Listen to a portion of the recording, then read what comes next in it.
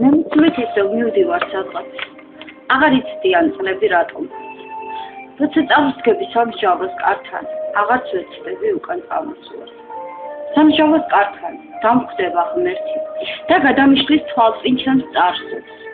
იმართლო თავი, ნებაა შენი, ილაპარაკე შენ თვითონ რაც გსურს. ნეტა ვიცოდე, რას მეტყვის ღმერთი, ვაი თუ ცოდვა აწევს ჩემს წარსულს, მე მომადგება თვალებზე ცრემლი, თავის მართლება? არა, მე არ გსურს. ალბათ ის მეტყვის, რადგან შენ არ გსურს.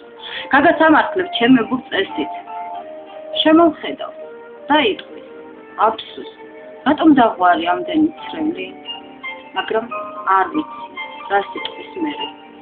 ან რას მომისჯის მე ცოდვებისთვის. იქნებ ცოდვები გაჰყვა ჩემს ცრემლებს და ეს ცრემლები ახლოა მისთვის.